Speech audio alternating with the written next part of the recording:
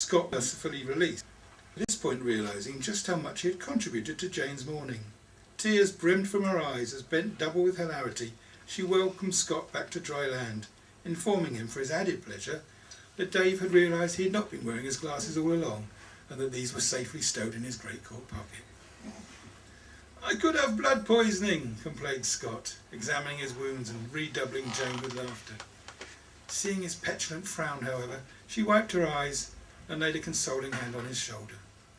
"Thanks anyway," she said. "It's the foam that stings," commented Scott.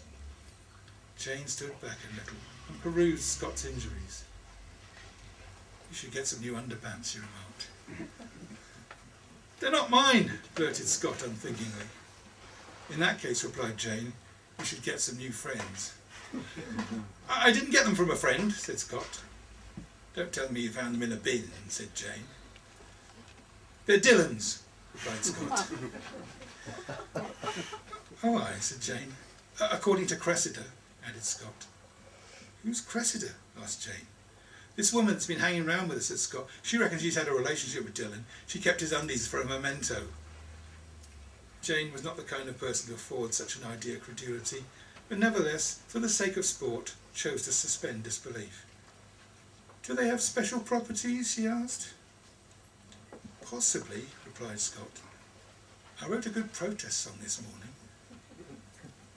"Must be an old pair," remarked Jane.